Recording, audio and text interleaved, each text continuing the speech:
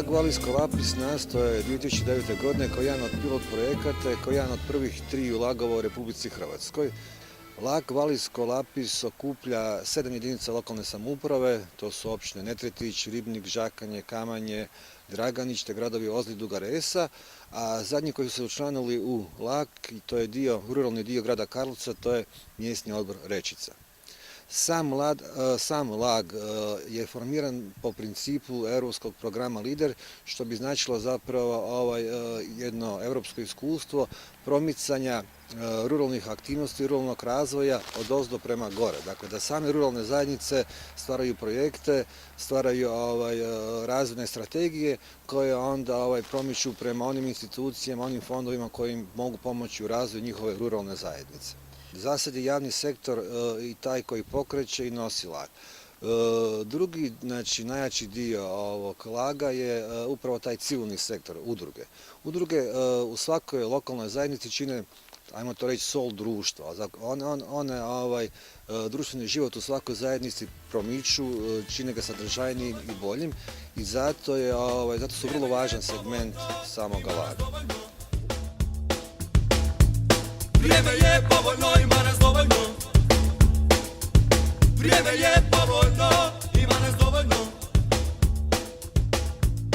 Vrijeme je povoljno, ima nas dovoljno. Do Zuka je došlo na način da smo kolegica Ana Prepolec Padržanin i ja sa njezinog balkona gledale kako se u ovom dvorištu društvenog doma, koji je tad bio jako star, ruševan, neobnovljen, krov je prokišnjavao i kontejner je bio u tom dvorištu, kako se zapravo klinci, jedno 6-7 klinaca igra oko kontejnera za otpad. Zaključili smo zapravo da bi bilo najbolje da osnujemo udrugu, tako da bismo kroz neki pravni oblik mogli pokrenuti tu inicijativu obnove tog društvenog doma koji je zapravo bio početak našeg rada cjelokupnog.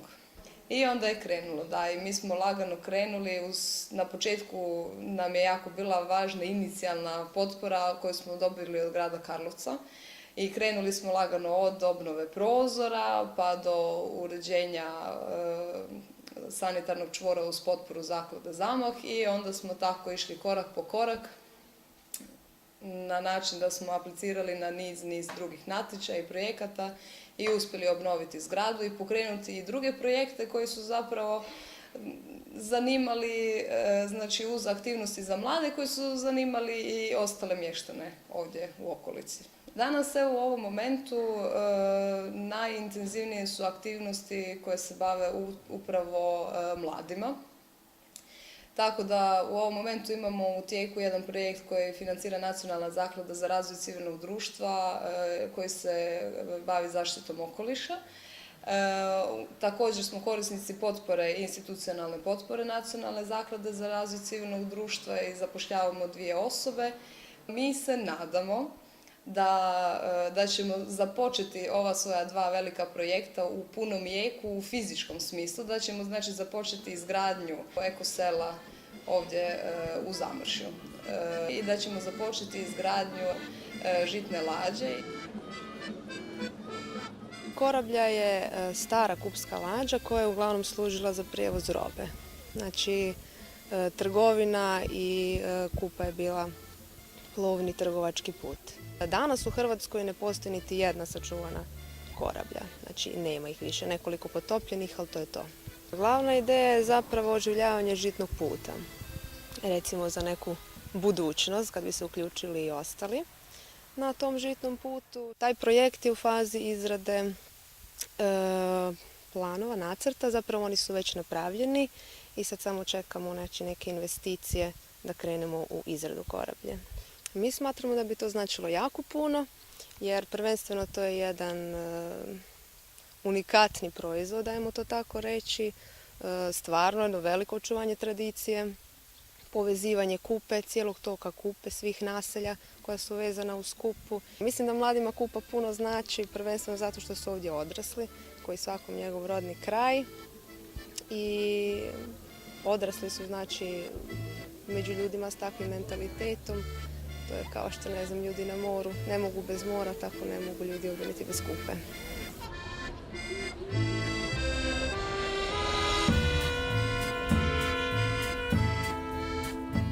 nadam i vjerujem da će naš broj zapravo još više rasti, jer priča ide od osobe do osobe, od usta do usta i jednostavno ta pozitivna iskustva mladih, pogotovo mladih koji su putovali već su naši članovi bili i u Briselu, i u Irskoj, i u Velikoj Britaniji, tih mladih koji su putovali jednostavno dalje se šire ta dobra iskustva i dobre vibracije i ljudi osjećaju da se ovdje nešto zanimljivo događa. Ima nas dovoljno,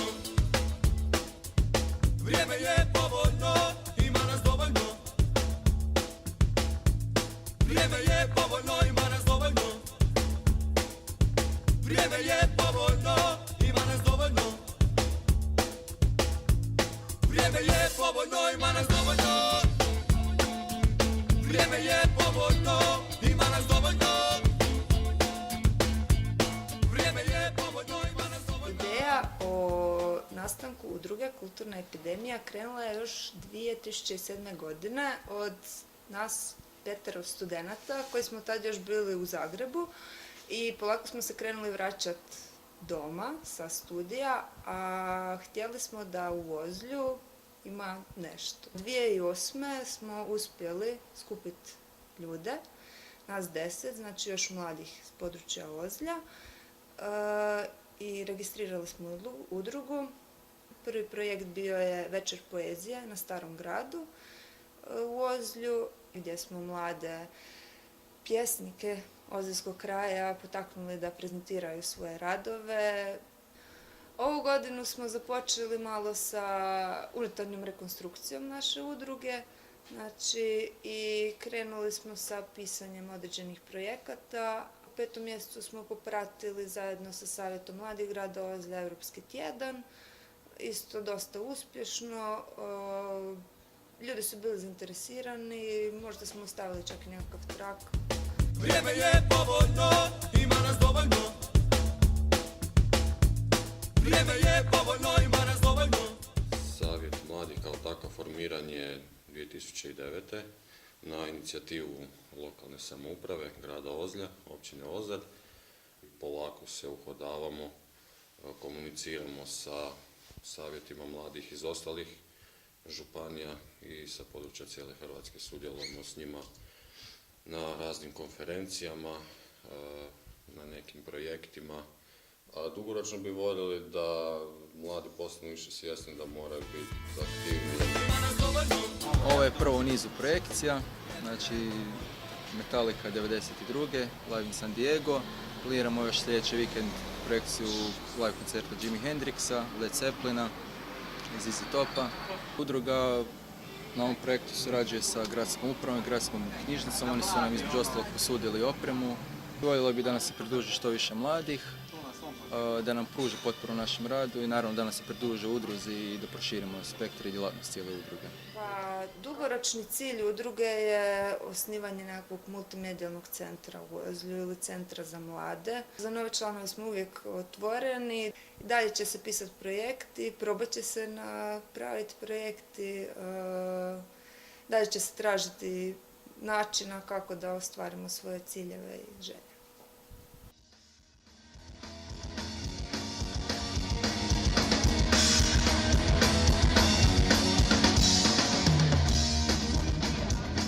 Udruga Mladih 90. nastala je 2005. godine na inicijativu načelnika Damira Mateljana, koji je potaknuo skupinu poslije svega, dao im je ideju da osnuju udrugu mladih da bi se potaknuo život, znači koji je bio na vrlo niskoj razini u to vrijeme.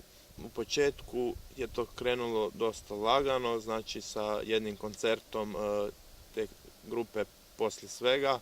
Oni su napravili koncert u ovom vatrogasnom domu pred nekih 200 ljudi, što je bilo iznenađujuće jer vidjelo se da ljudi žele nekakvu zabavu, znači i nešto drukčije.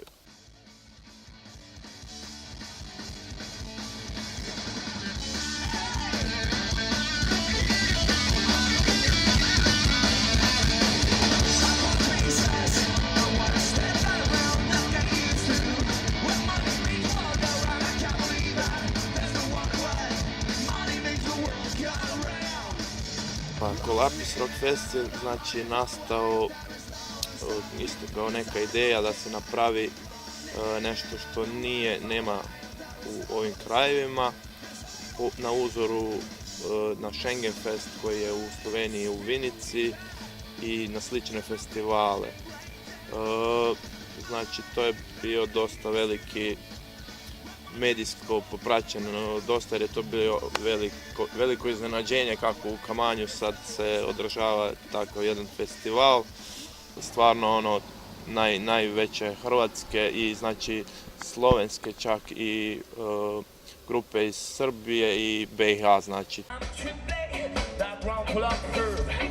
Prvu godinu znači Rockfesta imali smo vrlo dobar odaziv, pogotovo u petak gdje je došlo nekih 1500 ljudi od svuda iz Slovenije, znači čak je bilo ljudi iz BiH, iz svih dijelova Hrvatske, znači pogotovo iz Zagreba. Za sljedeću godinu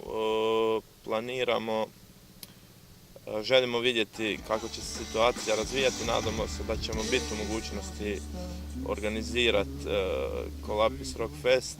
Novi članovi su nam uvijek dobrodošli, pošto uvijek treba neka pomoć i pozivamo sve da se pridruže.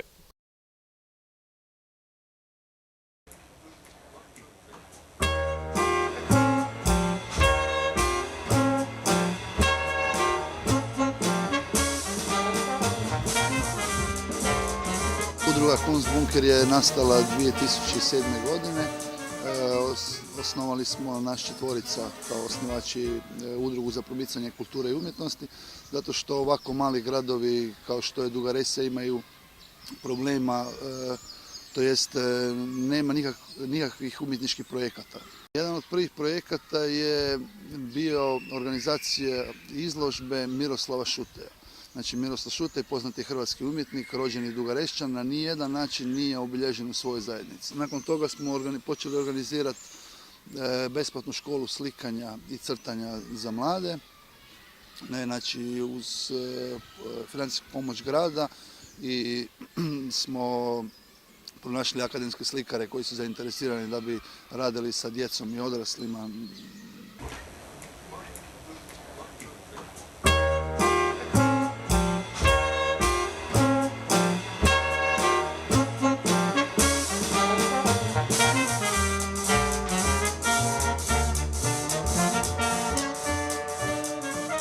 Kunstbunker Music and Art Festival, znači to je jedan međunarodni projekt koji želi Dugu Resu pretvoriti u mjesto susreta mladih hrvatskih umjetnika, i mi smo usmjerili znači sve snage u realizaciju tog projekta. Imamo tu sreću da nam u našem projektu i našoj misiji pomaže Umjetnički univerzitet Graz, to jest njihov jazz odjel.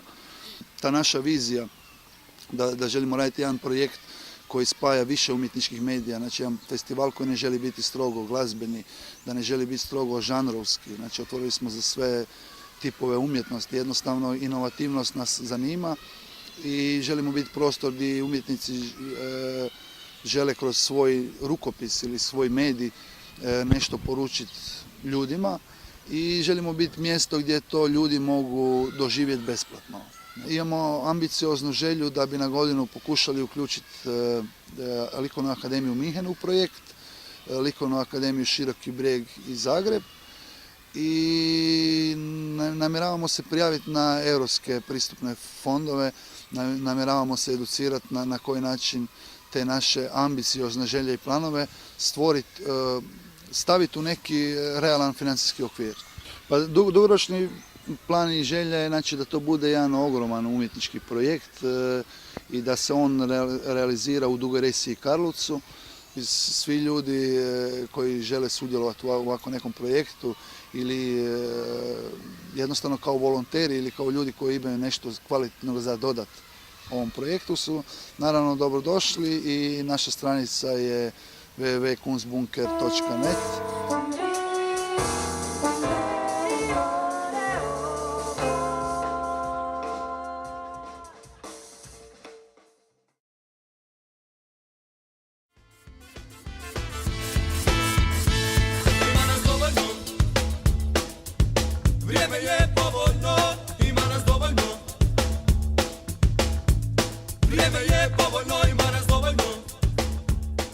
Udruga Zorkovac nastala 2009. godine prvenstveno zbog uvođenja brzog interneta u naše mjesto. Nakon silnih molbi prema telekom operaterima nismo mogli dobiti brzi internet i preuzeli smo stvar u svoje ruke i riješili problem za sva vremena. Ukupno udruga ima nekih 40 članova, ali od toga je aktivnih možda 3 ljudi koji se pojavljaju u nekim akcijama. Standardni problem svih udruga, međutim niko od njih nije previše zbog toga razočaran. Svi se trudimo i kad su neke ozbiljne akcije može se dovesti dovoljno ljudi, ali u principu je to 3 ljudi koji su konstantno angažirani oko rada same udruge. Pa u udruzi sam od početka, od kad se udruga, sudjelovao sam u osnivanju udruge. Mislim da sam jedan od već prije spomenutih 3 ljudi koji smo najviše uključeni u tu akciju. Moja zadaća nije previše za računalom, već stvari poput penjanja na krove, slaganje antena i slično.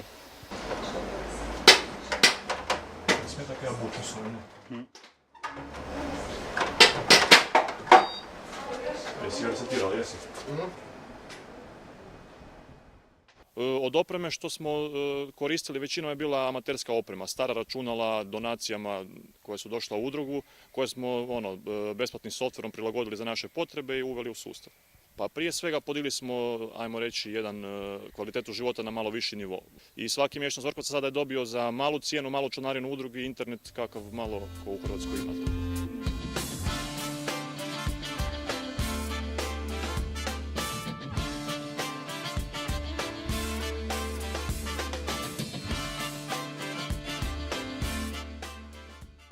Projekt Infopulta je nastavak na naš rad sa wireless mrežom u Ozlju i okolici i financiran je sredstvima grada Ozlja i turističke zajednice grada Ozlja. Mi smo ponudili svoje znanje i ljude i složili smo jedan infopult koji je građanima omogućava pristup internetu i pregled stranica turističke zajednice grada Ozlja i sl.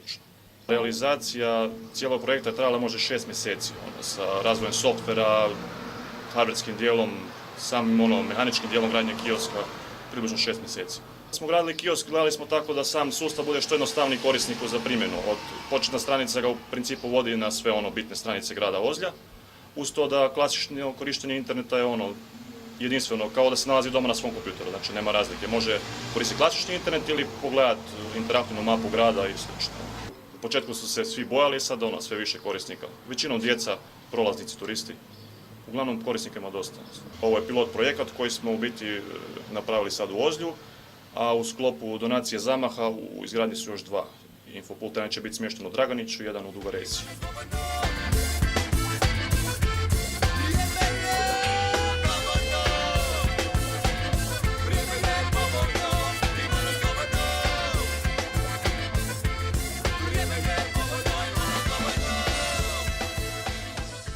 Udruga Zorkovac za budućnost ima planove širenja zajednice na okolna mjesta. Trenutno smo u fazi realizacije jednog projekta Karlovačke pivovare. Šaljemo projekat na natječaj i ako ga u biti dobijemo, planiramo proširiti zajednicu na općinu Kamanje i sva okolna mjesta u krugu Ozlja. Što bi nam u budućnosti vjerojatno donijelo i možda 200 novih članova. Tako da bili jedna od najvećih takvih zajednica u Hrvatskoj.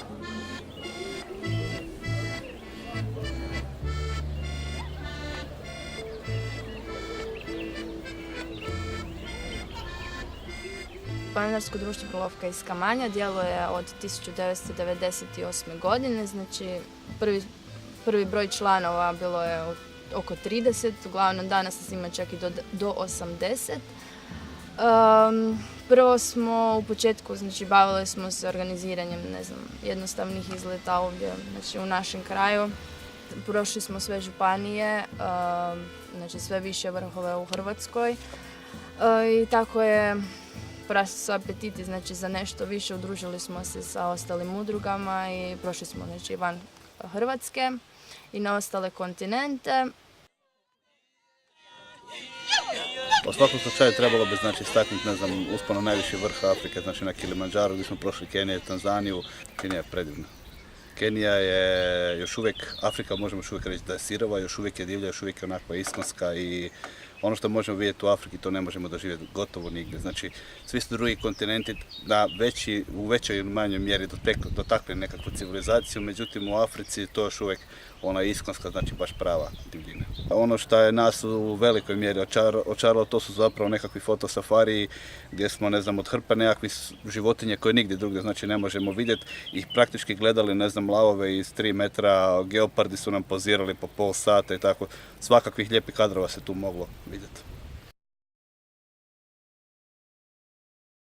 Pred 2 godine bili smo, ne znam, na vjerojatno najljepšem izlasku sunca na svijetu, na Sinaju, znači u Egiptu. U svega nekoliko sekundi cijeli okoliš se zapravo promijeni iz znači, nekakve tamne boje zbog noći, zbog sumraka. Praktički u par sekundi praktički vidite da je čitava okolica se u nekakvu crvenkastu boju oboji, što daje zapravo boju okolnih stijena.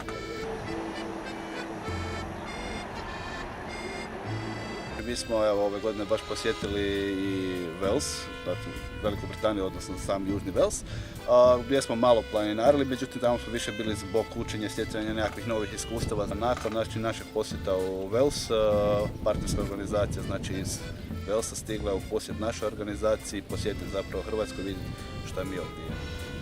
Oni su posebno doživjeli znači, našu prirodu, tu moramo istaknuti, znači susret s kupom je za njih bilo jedno strahovito lijepo pozitivno iskustvo, a moram priznati kad smo ih uveli u Špilju Vrlovku da su ostali bez riječi, jer zapravo špilje naše krša su nešto jedinstveno u svijetu i teško ih se može doživjeti znači ili u Britaniji ili negdje drugdje, tako da imamo jednu posebnost, a oni su velim ulaskom u samu Vrlovku ostali oduševljeni.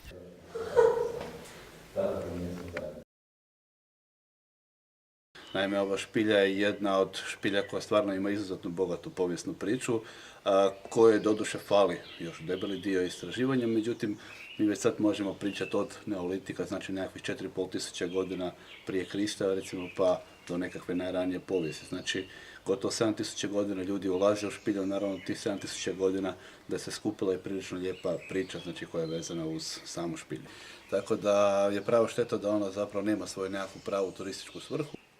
Mi se radimo da ćemo za godinu dana vidjeti špilju kao znači jedan turistički uređen proizvod, znači sa stalnom vodničkom službom, s radnim vremenom, a da ćemo, ne znam, za nekih 5 godina moći vidjeti znači kao objekt koji već ima, ne znam, 5-10 tisuća posjetitelja godišnje, da će taj broj zapravo rasti.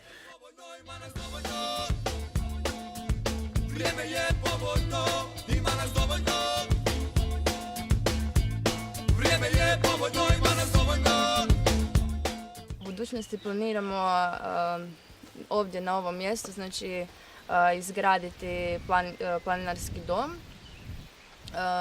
što tu su znači, svi putevi zapravo vode, znači ovi okolni planinarski putevi vode znači, do ovog mjesta. Planiramo znači, raditi ovdje i kućice od blata i sjena i znači, planiramo razvijati dalje, poticati znači, da ne stanemo znači, tu gdje jesmo, nego da se to razvije do što dalje, što bolje.